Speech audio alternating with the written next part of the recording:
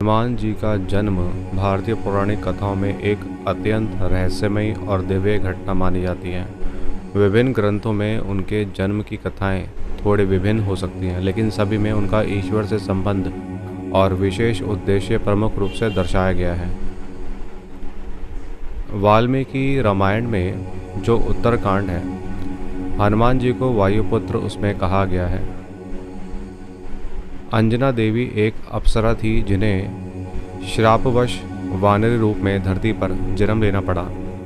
उन्होंने तपस्या की, जिससे प्रसन्न होकर भगवान शिव ने पुत्र होने का वर दिया। उसी समय जब दशरथ ने अपने पुत्र की प्राप्ति के लिए यज्ञ किया, उस यज्ञ का खीर का भाग आकाश मार्ग से अंजना देवी के पास वायुदेव द्वारा लाया गया। उन्होंने उसे ग्रहण किया और उसी से हनुमान जी का जन्म हुआ। इस कथा से हनुमान जी को शिवतार और वायुपुत्र दोनों कहा गया है। एक ब्रह्मांड पुराण के अनुसार हनुमान जी को शंकर सुवन केसरी नंदन कहा गया है। हनुमान जी का जन्म शिव के अंश से हुआ है, ऐसा माना गया है। भगवान शिव ने माता अंजना की तपस्या से प्रसन्न होकर अपने अंश से उन्हें पुत्र के रूप में जन्म दिया। ब्रह्मांड पुराण में उल्लेख है कि यह अवतार विशेष रूप से राम सेवा के लिए हुआ था। इस कथा में शिव जी का राम भक्ति हेतु अवतार लेना आध्यात्मिक उद्देश्य को दर्शाता है। शिव पुराण, शिव शक्ति की कृपा से हनुमान जी का जन्म। शिव पुराण में बताया गया कि शिव जी ने पार्वती के कहने पर एक अवतार लेने का विचार किया, जिससे वे भगवान विष्णु के रामावतार की सेवा कर सकें। इस इच्छा से उत्पन्न शक्ति को वायुदेव ने अंजना के गर्भ में प्रविष्ट किया। यह वर्णन हनुमान जी को शिव और शक्ति दोनों का अंश मानता है।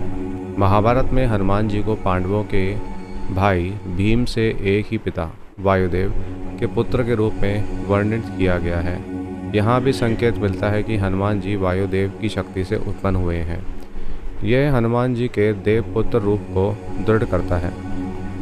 भागवत पुराण, श्रीमद् भागवत में हनुमान जी को एक दिव्य पुरुष के रूप में वर्णित किया गया है, जो भगवान राम की लीलाओं में सहभागी बनते हैं। उनका जन्म उद्देश्यपूर्ण और विशिष्ट माना गया है।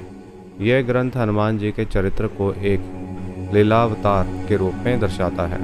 हनुमान जी का जन्म सिर्फ एक शारीरिक घटना नहीं, बल्कि एक दिव्य संकल्प, शिव अंश, राम भक्ति के उद्देश्य से हुआ अवतार था। अलग अलग ग्रंथों में यह बताया गया है कि उनका जन्म वायु, शिव, शक्ति और यज्ञ का संगम है, जिससे वे अजर, अमर और अपराजय बने। दोस्तों, आपका क्या कहना है, आप हमें कमेंट में बताएं और जय श्री राम, जय श्री हनुमान लिख के कमेंट में ज़रूर टाइप करें। दोस्तों, इससे हमें भी मोटिवेशन मिलेगा।